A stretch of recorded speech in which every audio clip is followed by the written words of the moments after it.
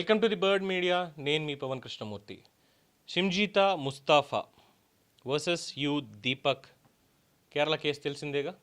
దీంట్లో యావత్ పౌర సమాజానికి విజ్ఞప్తి చేసుకునేది ఏమనగా అంటూ కేరళలో ఉన్నటువంటి ప్రజలు, మగవాళ్ళు ముఖ్యంగా, మాకు రక్షణ కావాలి అని చెప్పని ఆర్టీసీ బస్సుల్లోనూ ఈవెన్ రోడ్ల మీద కూడా ఒంటి చుట్టూ అట్టపెట్టెలు ధరించి వాటి మీద మాకు ఎటువంటి తప్పుడు ఉద్దేశాలు లేవు, మమ్మల్ని తాకొద్దు, మా దగ్గరికి రావద్దు అని బస్సుల్లోనూ ఇతరత్ర తిరుగుతున్నారు. ఆ వీడియోలు తెగ వైరల్ అవుతున్నాయి నిన్నటి నుంచి కూడా. చేసినటువంటి ఆ మహాతల్లి చేసినటువంటి పనికి, పైగా పెద్ద సైక్రీ ఆర్టిస్ట్ అని చెప్తున్నారు. అంటే ఎలా అయిపోయిందంటే సమాజంలో మగవాళ్ళు అంటేనే మూర్ఖులు, క్రూరులు, సైకోపాత్స్, సెక్స్ మేనియాక్స్, లైంగిక వాంఛలు బాగా ఎక్కువైపోయి మహిళల్ని ఎక్కువగా ఇబ్బంది పెడుతూ లేదా వాళ్ళని బలాత్కరిస్తూ ఇష్టం వచ్చినట్టు ఒక ఆట వస్తువుగా వాడుతున్నారు తప్పితే మహిళలకు గౌరవం ఇవ్వడం లేదు అని దాదాపుగా ఫిక్స్ అయిపోయారు. మొత్తం సమాజం ఫిక్స్ అయిపోయింది అలాగా. కానీ చేదు నిజం ఏంటంటే మగాళ్ళు కూడా మంచోళ్ళేనండి. అందరిలోనూ మంచి చెడు అనే ఉంటాయండి.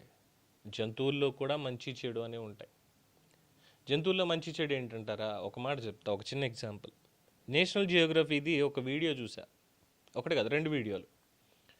ఒక చిరుతపులి ఒక జింకని వేటాడుతూ ఉంటుంది, ఒక సింహం జింకని వేటాడుతూ ఉంటుంది. ఆల్మోస్ట్ పట్టేసుకుంది, పీక పట్టేసుకుంది, కాలు పొట్ట మీద వేసింది.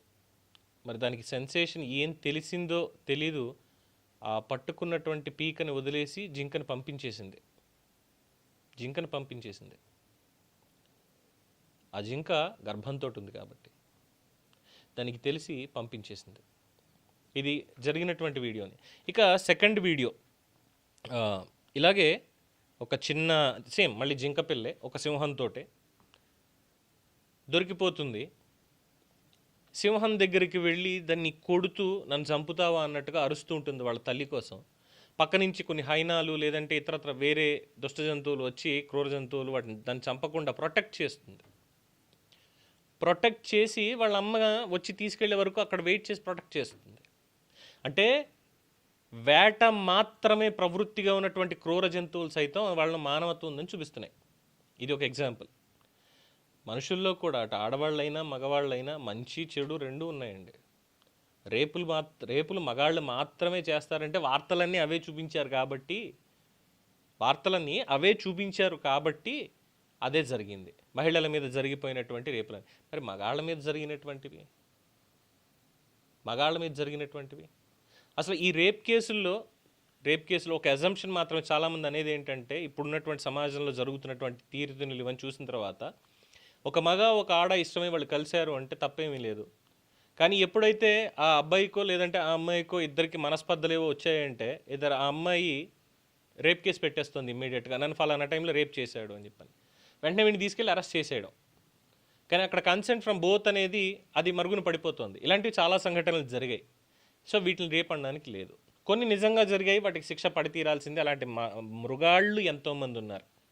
సో ఇప్పుడు కేరళ దగ్గరికి వచ్చిన తర్వాత మళ్ళీ దీన్ని ఎందుకు మాట్లాడుకోవాల్సి వస్తుంది అంటే చిన్మయ్ గారు, అనసూయ గారు చాలా గౌరవంగా మొన్న శివాజీ గారు చేసినటువంటి వ్యాఖ్యానం ఏదైతే ఉందో దానికి మీరు అవుట్ బర్స్ట్ అయ్యి మీరు మాట్లాడినటువంటి తీరు ఇవన్నీ చూసాం. కానీ ఇప్పటి వరకు దీని మీద స్పందన ఎందుకు లేదు అన్న ప్రశ్న సమాజం నుంచి ఎదురవుతోంది. ఒక వ్యక్తి చనిపోయాడు ఎందుకు? ఆ సైక్రియాటిస్ట్ ముసుగులో ఆ షిమ్జీతా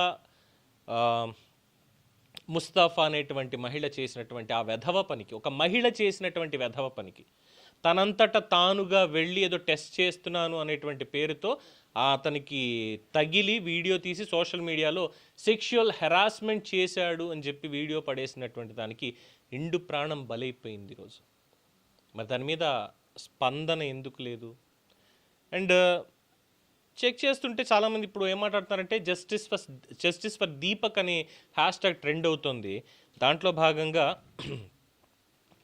ఫాల్స్ అక్యూజేషన్స్, తప్పుడు నిందారోపణలు అన్నదానికి బలైపోయిన మగవాళ్ళు ఎవరైతే ఉన్నారో వాళ్ళవి కూడా చెప్తున్నారు. ఫస్ట్ షింజిత ముస్తాఫాకి బలైపోయినటువంటి Deepak 42 years old, suicide by hanging, falsely accused of sexual harassment. Second, Bhavleen Kaur బలైపోయినటువంటి మగాడు కూడా కాదు, బాలకుడు, 17 ఏళ్ల బాలకుడు Manav Singh, falsely accused of rape, suicide by jumping from building. Female co-worker at bakery. Female co-worker at a bakery. Man's death in Noida police custody. 2 women co-workers arrested on abetment of suicide charge.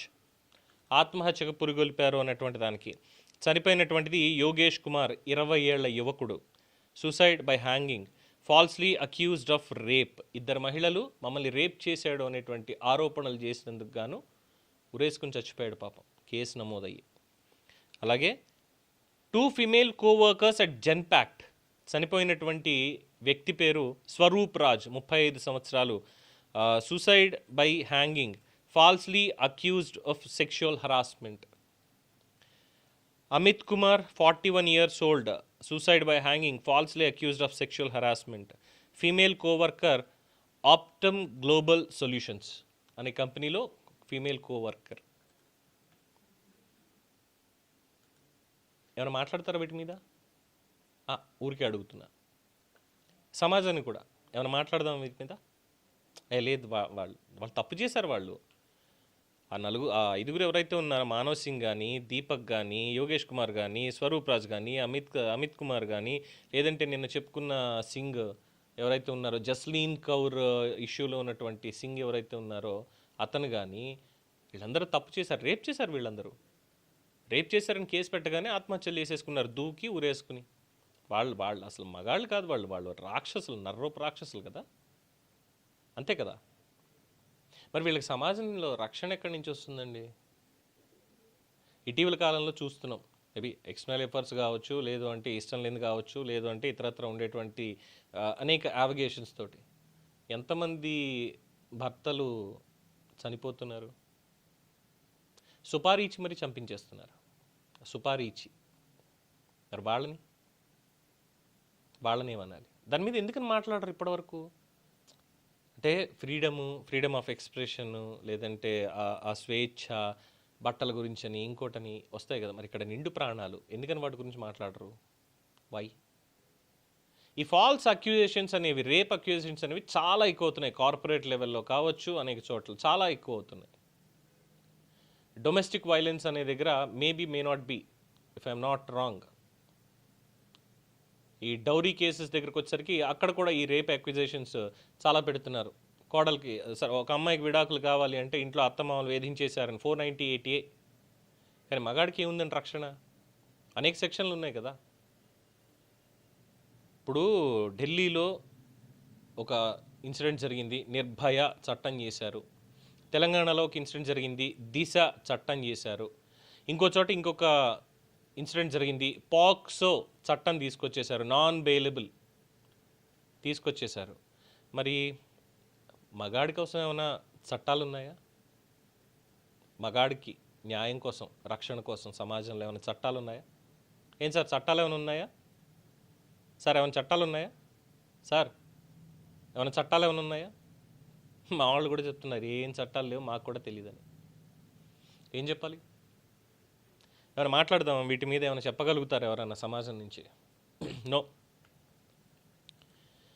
ఆడవాళ్ళ మీద మగవాళ్లే దాడులు చేస్తున్నారు, పురాణాలని ఇతిహాసాలని కూడా చూసుకోండి అని చెప్తున్నారు. Yes, let me talk about that. రామాయణాన్ని తీసుకుంటే సీతమ్మ వారిని ఎత్తుకుపోయినటువంటి రావణాసురుడు, రావణ బ్రహ్మ అంటారు, చతుర్వేద పారంగతుడు, మహాపరమ శివభక్తుడు, అన్నిటిని అవపోసన పట్టినటువంటి మహాజ్ఞాని. ఒక ఆడదాన్ని ఎత్తుకుపోయాడు, మగవాడే రాక్షసుడే ఒక ఆడదాన్ని ఎత్తుకుని పోయాడు. కానీ అదే ఆడదాన్ని కాపాడడానికి ఇంకొక మగాడు, శ్రీరాముడు, వానర సైన్యంతో లంకకు వెళ్ళి 10 తలలు తెగ నరికి అదే మహిళకు రక్షణగా ఉన్నాడు. దీన్ని ఎందుకు పట్టించుకోరు? అబ్బే లేదు, మగాళ్ళందరూ మగాళ్ళే, మగాళ్ళందరూ మగాళ్ళే. రైట్.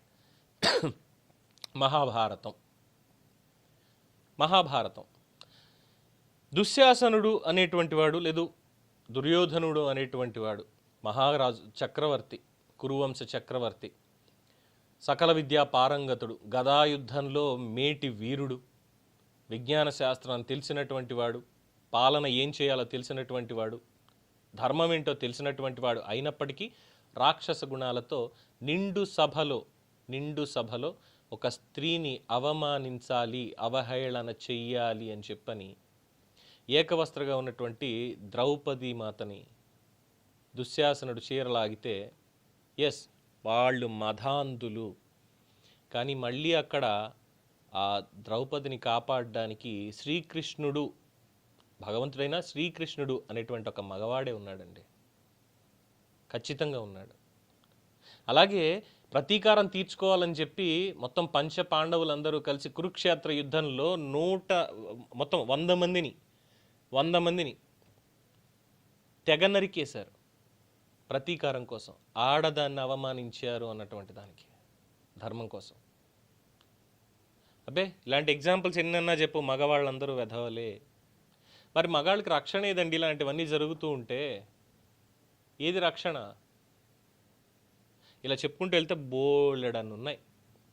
సో కేరళ మూమెంట్ ఒక్కటే కాదు, ఢిల్లీ మూమెంట్ కూడా, జస్లీన్ కౌర్ కేసులో శిక్ష పడినటువంటి ఆ వ్యక్తి, 4 ఏళ్ల పాటు పోరాడినటువంటి వ్యక్తి, ఇలా చెప్పుకుంటూ వెళ్తే చాలా అంటే చాలా చాలా చాలా ఇన్సిడెంట్స్ ఉన్నాయి. బట్ మెజారిటీ ఏంటంటే ఆడవాళ్ళ మీద అఘాయిత్యాలు చేసేశారు, మగాళ్లే చేసేశారు. తాగిన మత్తులోనూ, గంజాయి మత్తులోనూ, మతిస్థిమితం లేకనో, లేదంటే కోరికలను చంపుకోలేకనో, ఎవరికైనా సరే అది ఏజ్ అనేది రెస్ట్రిక్షన్ ఏం లేదు, మగాళ్లే చేసేశారు.